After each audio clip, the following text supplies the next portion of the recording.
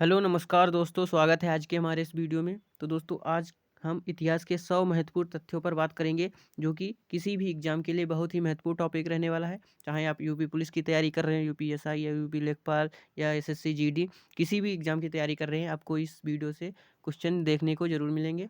तो आज हम बात करेंगे प्राचीन इतिहास और मध्यकालीन इतिहास। तो प्राचीन इतिहास और मध्यकालीन इतिहास की बात करेंगे, और जो आधुनिक इतिहास है तो इसके वीडियो हम कल आपको देंगे।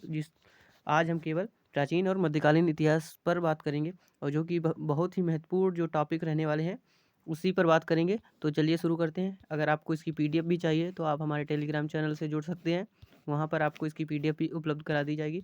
बहुत ही अच्छी तरीके से इसमें एक्सप्लेन किया हुआ है। तो चलिए शुरू करते हैं। तो शुरुआत करते हैं हम सिंधु घाटी सभ्यता से। तो सिंधु घाटी सभ्यता ये किस प्रकार की सभ्यता थी? तो ये कांस्य युगीन सभ्यता थी, और आदि ऐतिहासिक सभ्यता भी इसे कहते हैं।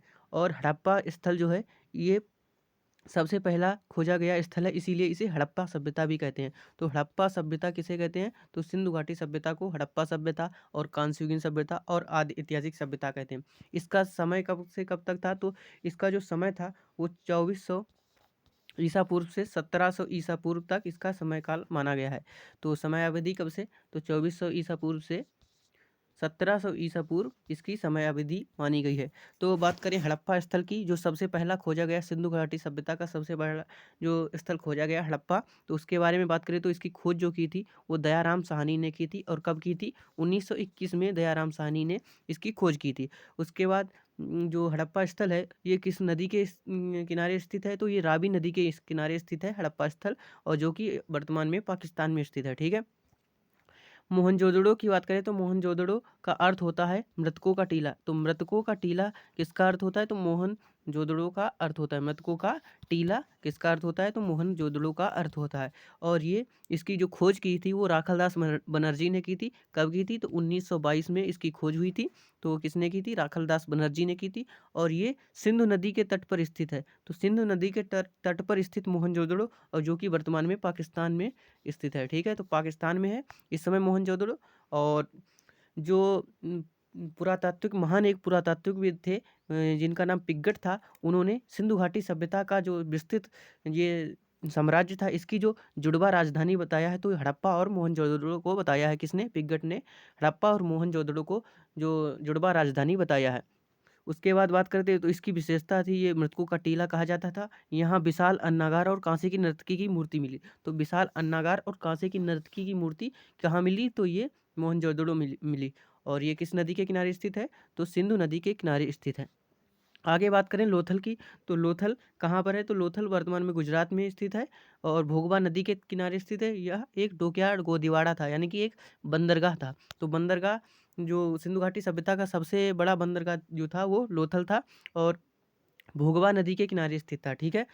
और जो कालीबंगा था, तो कालीबंगा राजस्थान में है वर्तमान में, घग्गर नदी के किनारे। इसका अर्थ होता है काले रंग की चूड़ियाँ। और यहाँ जुते हुए खेत और भूकंप के प्रमाण मिले हैं। कहाँ मिले हैं? कालीबंगा में जुते हुए खेत और भूकंप के प्रमाण मिले हैं। और इसकी जो खोज थी वो अमलानंद घोष ने की थी।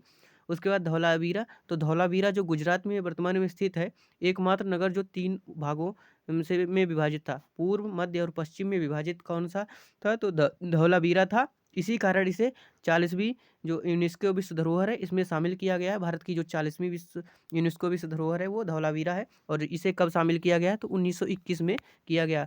सॉरी, 1921 नहीं, 2021 में शामिल किया गया।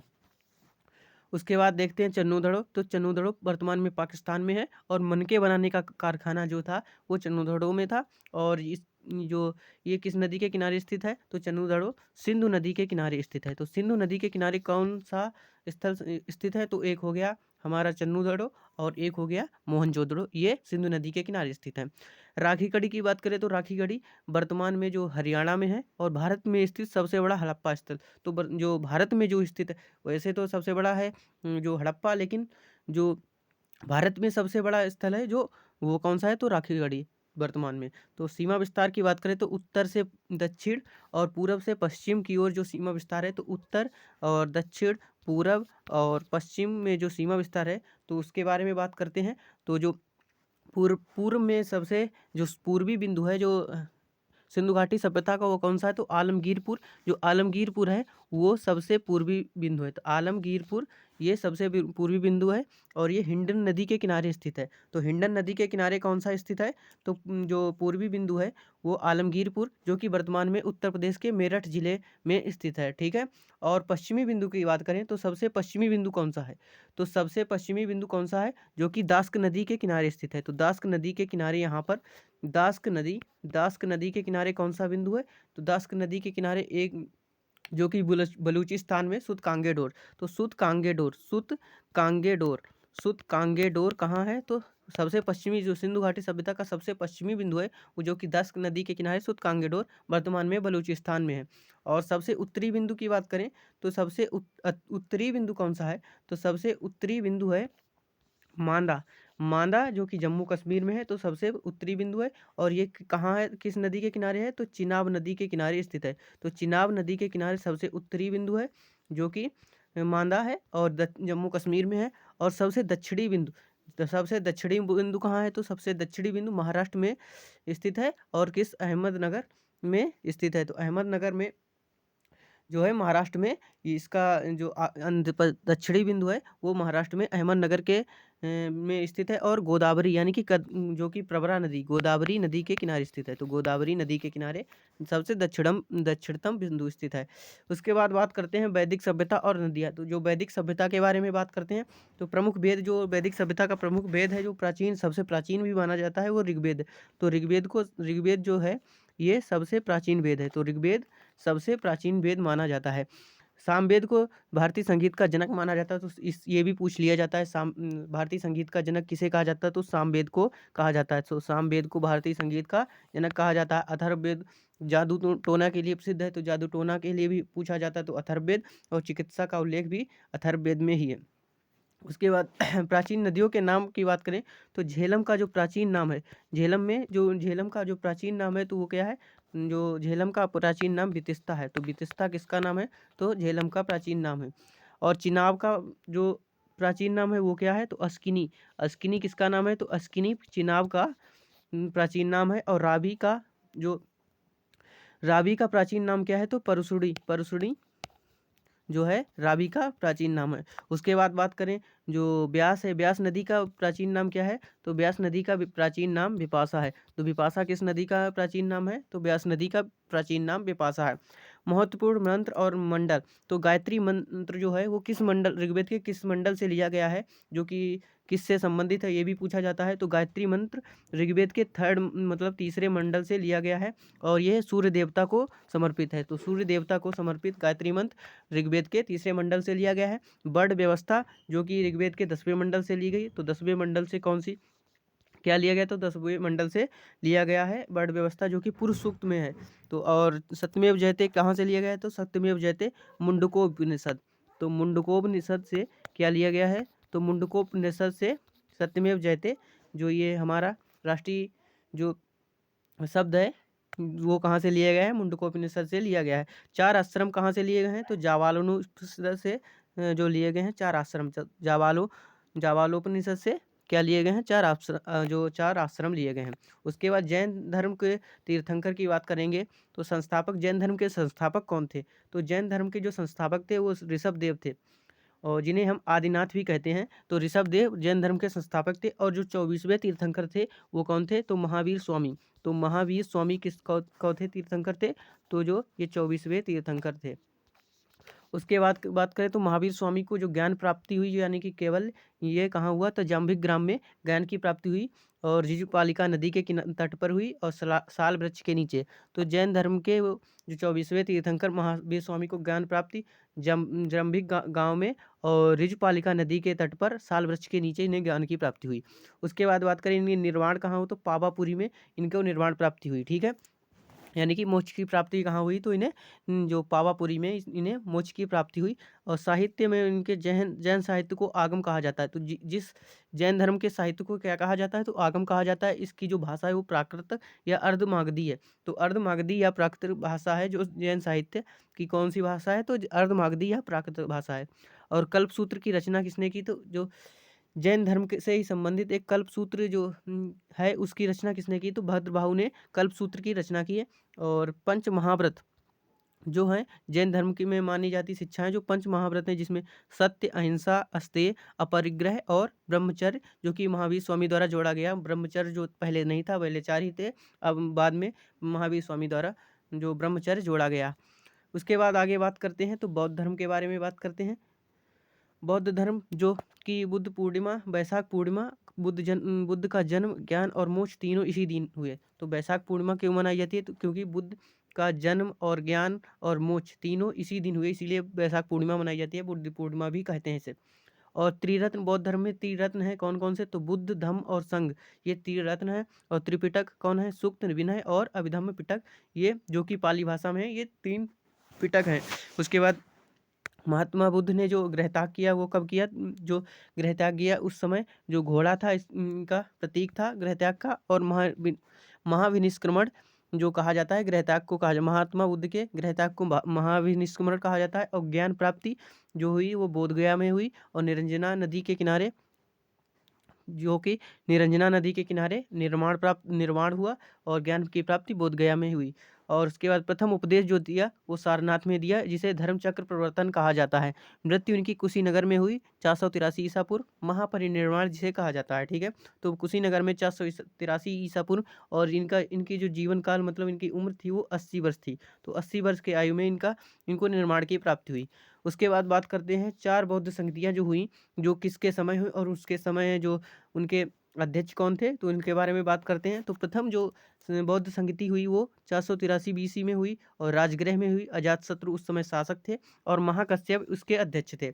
उसके बाद द्वितीय बौद्ध संगति 383 बीसी में हुई, और वैशाली में हुई। कालाशोक उस समय शासक थे, और सावाकामी उस समय उसके अध्यक्ष थे।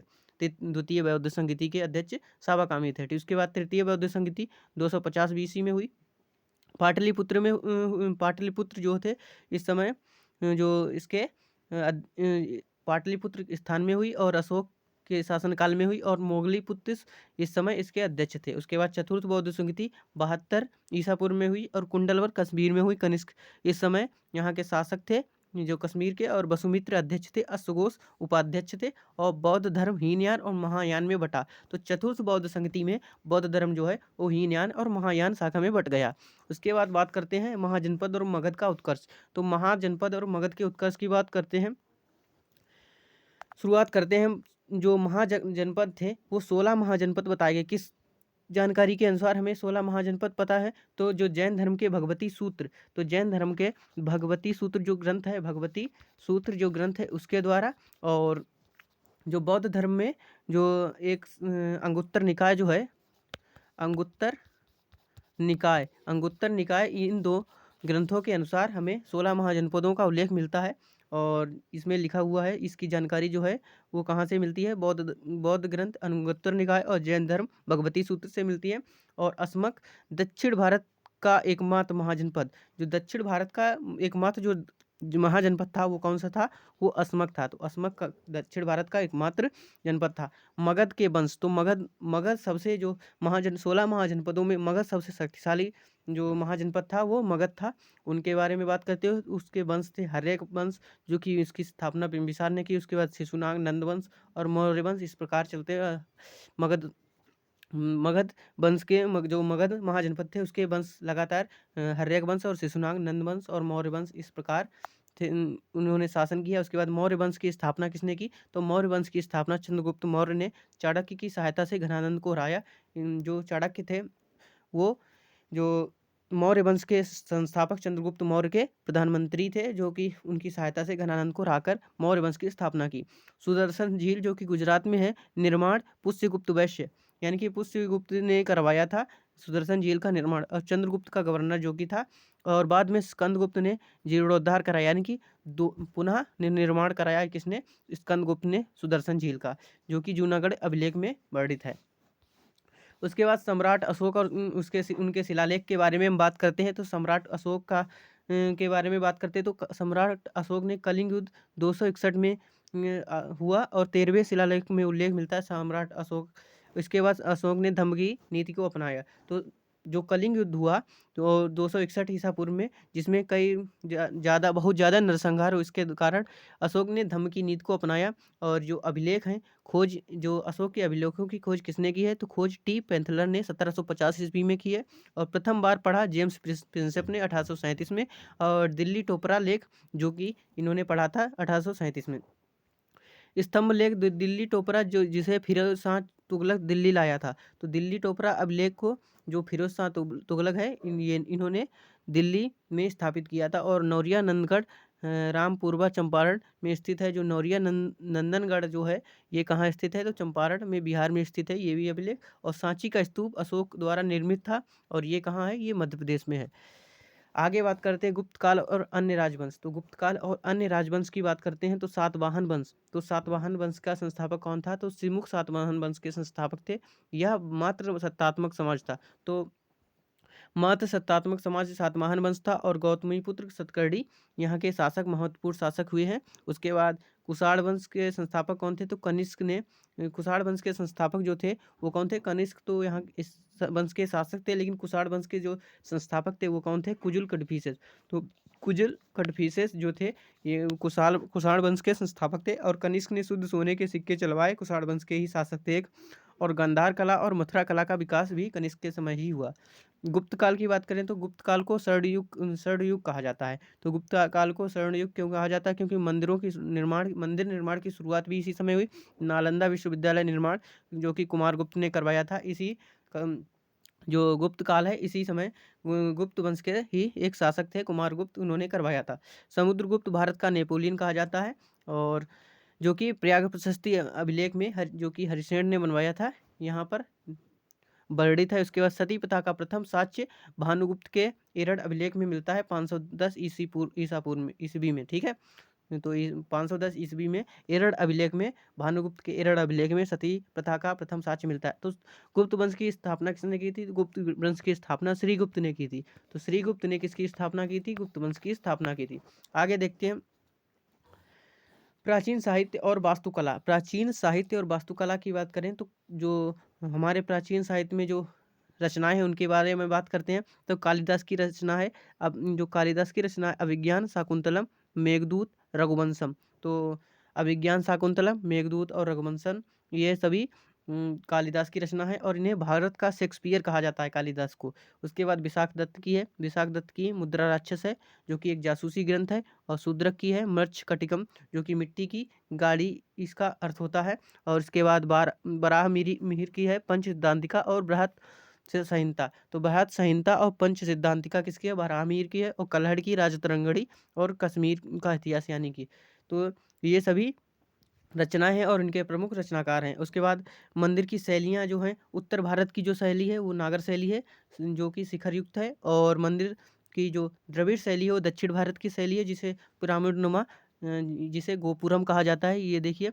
उसके बाद जो बेसर शैली वो मिश्रित यानी कि जो नागर और द्रविड़ शैली को मिलाकर जो मिश्रित शैली बनी है उसे ही बेसर शैली कहते हैं, जिसे मिश्रित शैली यानी कि होयलेश्वर मंदिर का इसका महत्वपूर्ण उदाहरण भी है। होयलेश्वर मंदिर के शैली से बने हुए हैं, तो ये बेसर शैली के बने हुए हैं। दक्षिण भारत के राजवंश। तो दक्षिण भारत के राजवंश की बात करें तो पल्लव वंश यानी कि नरसिम्ह वर्मन प्रथम महाबलीपुरम के रथ मंदिर बनवाए। तो पल्लव वंश के एक नरसिम्ह वर्मन प्रथम ने महाबलीपुरम के रथ मंदिरों का निर्माण कराया था, जिसे सप्त पैगोड़ा कहा जाता है। नरसिम्ह वर्मन द्वितीय ने महाबलीपुरम का शोर मंदिर यानी तटीय मंदिर बनवाया था। चोल वंश के संस्थापक विजयालय चोल थे। और स्थानीय स्वशासन यानी कि ग्राम प्रशासन के लिए प्रसिद्ध थे ये। और राजराज प्रथम ने तंजौर का बृहदेश्वर मंदिर बनवाया था। उसके बाद चालुक्य वंश जो कि पुलकेशिन द्वितीय ने हर्षवर्धन को हराया। और उसके बाद इसके पुलकेशिन द्वितीय ने इसकी स्थापना की। और एहोल वंश जो एहोल अभिलेख है ये रवि कीर्ति ने बनवाया था। इसके बाद महाबली के रथ मंदिरों का जो सौर चित्रण है ये आपको देख सकते हैं, यहाँ पर दिया हुआ है। उसके बाद नीचे बात करते हैं दिल्ली सल्तनत यानी कि गुलाम वंश यानी दिल्ली सल्तनत के जो कुतुबुद्दीन ऐबक हैं वो दिल्ली सल्तनत यानी कि गुलाम वंश के संस्थापक हैं। जो शुरुआत में इनकी जो शासन अवधि है वो 1206 से 1210, तो 1206 से 1210 तक इन्होंने शासन किया। और ये जो चौगान खेलते समय इनकी मृत्यु हो गई। तो 1210 में चौगान खेलते समय किस शासक की मृत्यु हुई? तो कुतुबुद्दीन ऐबक की मृत्यु हुई। इन्होंने कुब्बत उल इस्लाम मस्जिद और 2.5 दिन का झोपड़ा बनवाया। और क्या, इन्होंने कुतुब मीनार का निर्माण कार्य शुरू कराया। तो कुतुब मीनार का निर्माण कार्य किसने शुरू कराया? तो वो कुतुबुद्दीन ऐबक ने शुरू कराया। इल्तुतमिश वास्तविक संस्थापक, जो दिल्ली सल्तनत का वास्तविक संस्थापक कौन था? तो वो इल्तुतमिश था, और दिल्ली को राजधानी बनाया। और सिक्के चांदी का टका और तांबे का जीतल, सॉरी चांदी का टंका हो गया यहाँ पर। तो चांदी का टंका और तांबे का जीतल सिक्के चलवाए और इक्ता प्रणाली शुरू की। ठीक है, तो किसने इक्ता प्रणाली शुरू की? तो इल्तुतमिश ने इक्ता प्रणाली शुरू की। और इन्होंने जो कुतुब मीनार का निर्माण कार्य है वो पूरा कराया था। शुरुआत कुतुबुद्दीन ऐबक ने कराई थी, लेकिन निर्माण कार्य पूरा किसने कराया था? तो वो किसने? इल्तुतमिश ने करवाया था। उसके बाद बलबन की बात करें तो बलबन लौह और रक्त की नीति अपनाई और सिजदा और पैबोस प्रथा की शुरुआत की। तो बलबन ने लौह और रक्त की नीति अपनाई और सिजदा और पैबोस प्रथा किसने शुरू की? तो बलबन ने शुरू की। दिल्ली सल्तनत के खिलजी से लोधी तक के जो शासक, उनकी बात करें तो अलाउद्दीन खिलजी, बाजार नियंत्रण प्रणाली, जो अलाउद्दीन खिलजी थे, उन्होंने बाजार नियंत्रण प्रणाली शुरुआत की। और गयासुद्दीन तुगलक, नहर निर्माण करने वाला पहला शासक कौन था? तो जो नहर निर्माण करने वाला पहला शासक गयासुद्दीन तुगलक था। मोहम्मद बिन तुगलक, यानी कि राजधानी दिल्ली से दौलताबाद स्थानांतरित की। उसके बाद कृषि विभाग में दीवान ए अमीर कोही की स्थापना किसने की? वो मोहम्मद बिन कासिम तुगलक ने की। ठीक है, उसके बाद फिरोज शाह तुगलक ने सर्वाधिक नहरें बनवाई। तो सर्वाधिक दिल्ली सल्तनत पे सर्वाधिक नहरें किसने बनवाई? तो फिरोज शाह तुगलक ने बनवाई। इब्राहिम लोदी पानीपत के प्रथम युद्ध 1526 में बाबर से हारा। तो इब्राहिम लोदी जो था वो दिल्ली सल्तनत का अंतिम शासक था। तो इब्राहिम लोदी दिल्ली सल्तनत का अंतिम शासक था। उसके बाद 1526 में पानीपत का प्रथम युद्ध हुआ, जिसमें बाबर ने इब्राहिम लोदी को हराया और मुगल वंश की स्थापना की। उसके बाद विजयनगर साम्राज्य की देखते हैं, तो विजयनगर साम्राज्य के बारे में। तो विजयनगर साम्राज्य की स्थापना हरिहर और बुक्का ने की थी, जिसकी राजधानी हम्पी थी। और कृष्णदेव राय यहाँ के महत्वपूर्ण शासक, जो कि तुलुब वंश के एक शासक थे। और आमुक्त माल्यदा, जो कि तेलुगु, और जामवंती कल्याणम, जो कि संस्कृत के ग्रंथ, इन्होंने इसकी रचना की। तो किसने की? कृष्णदेव राय ने आमुक्त माल्यदा और जामवंती कल्याणम की रचना की। और इन्हीं के दरबार में दरबार, जो कृष्णदेव राय के दरबार में ही अष्टदिग्गज हुआ करते थे, जो 8 तेलुगु कवि थे, और जो तेनाली रामा इन्हीं के दरबार से संबंधित थे। अन्य तथ्य, यानी कि लिंगायत संप्रदाय, यानी कि संस्थापक बसव और अल्ल प्रभु। जो लिंगायत संप्रदाय की स्थापना किसने की? तो बसव ने या अल्ल प्रभु ने कर्नाटक में जो की है। तो इन्होंने लिंगायत संप्रदाय की शुरुआत की। तो अद्वैतवाद सिद्धांत की शुरुआत किसने की? तो शंकराचार्य ने अद्वैतवाद की शुरुआत की। ठीक है, उसके बाद बात करते हैं मुगल साम्राज्य। तो मुगल साम्राज्य के महत्वपूर्ण तथ्य की बात करते हैं। तो पानीपत का जो प्रथम युद्ध 1526 में लड़ा गया, बाबर और इब्राहिम लोदी के बीच लड़ा गया, और इब्राहिम लोदी को बाबर ने हराया। उसके बाद खानवा का युद्ध हुआ 1527 में, बाबर ने राणा सांगा को हराया। पानीपत का द्वितीय युद्ध हुआ, जो कि 1526 में अकबर और हेमू के बीच लड़ा गया, जिसमें अकबर की जीत हुई। उसके बाद अकबर ने जो मनसबदारी प्रथा थी वो 1575 में शुरू की। तो अकबर ने जो पहली बात ये पूछेगा, मनसबदारी प्रथा की शुरुआत किसने की? तो अकबर ने की। और कब की? 1575 में की। और जहांगीर ने इसके काल में कैप्टन हॉकिंस आया था। तो कैप्टन हॉकिंस जो जहांगीर के दरबार में आया था, और सर थॉमस रो आए थे, जो 1608 ईस्वी में आए थे। चित्रकला का स्वर्णकाल किसके समय को कहा जाता है? तो शाहजहां के समय को चित्रकला का स्वर्णकाल कहा जाता है। नहीं, चित्रकला का स्वर्णकाल जहांगीर के समय को कहा जाता है। और शाहजहां वास्तुकला और का स्वर्णकाल किसके शासनकाल को कहा जाता है? तो वास्तुकला का स्वर्णकाल शाहजहां के शासनकाल को कहा जाता है। पित्रादुरा शैली, इत्मा-उद-दौला का जो मकबरा है, नूरजहां ने बनवाया अपने पिता के लिए, तो वो पित्रादुरा शैली में स्थित है। दुरा शैली में बनवाया गया था। ठीक है, मराठा साम्राज्य की बात करें तो मराठा साम्राज्य के संस्थापक कौन थे? तो छत्रपति शिवाजी महाराज जो थे, वो मराठा साम्राज्य के संस्थापक थे। पुरंदर की संधि, जो कि शिवाजी और जयसिंह के बीच हुई 1665 में। और जयसिंह जो थे औरंगजेब की तरफ से आए हुए थे, तो 1665 में पुरंदर की संधि हुई। ये पूछी जाती है एग्जाम में। और प्रशासन अष्टप्रधान, जो शिवाजी के दरबार में थे, वो कौन थे? अष्टप्रधान थे। और जो कृष्णदेव के दरबार में थे, वो अष्टदिग्गज थे। और शिवाजी के दरबार में जो थे अष्टप्रधान थे, जिसमें पेशवा पद सबसे ऊपर था, जिसे प्रधानमंत्री कहा जाता था। और सुमंत विदेश मंत्री थे, और अमात्य वित्त मंत्री थे। कर प्रणाली की शुरुआत करें तो कर को क्या कहा जाता है? तो जो चौथाई हिस्से को चौथ कहा जाता था, उपज का चौथा हिस्सा, और सरदेशमुखी उपज का 10वां हिस्सा को सरदेशमुखी कहा जाता था। संभाजी जो थे शिवाजी के उत्तराधिकारी थे।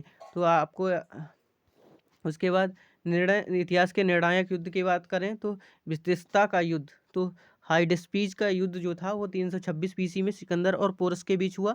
कलिंग का युद्ध 261 बीसी में अशोक और कलिंग के बीच हुआ। और तराइन का प्रथम युद्ध 1191 में पृथ्वीराज चौहान ने गौरी को हराया। तो पृथ्वीराज चौहान और गौरी के बीच हुआ, और जो इसमें गौरी की हार हुई, पृथ्वीराज चौहान ने हराया 1191। लेकिन 1192 में जो तराइन का द्वितीय युद्ध हुआ उसमें गौरी ने पृथ्वीराज चौहान को हराया। और उसके बाद पानीपत का तृतीय युद्ध 1761 में हुआ, जो मराठा और अहमद शाह अब्दाली के बीच हुआ। आई होप आपको हमारी क्लास अच्छी लगी होगी। अगर आपको इसकी पीडीएफ चाहिए तो आप हमारे टेलीग्राम चैनल से जुड़ सकते हैं, आपको इसकी पीडीएफ दे दी जाएगी। कल आपका जो टॉपिक रहेगा वो आधुनिक भारत का इतिहास रहेगा। तो इसके लिए आपको कल का वीडियो देखना है। तो आपको वीडियो अच्छा लगे तो वीडियो को लाइक, चैनल को सब्सक्राइब करना ना भूलें। धन्यवाद।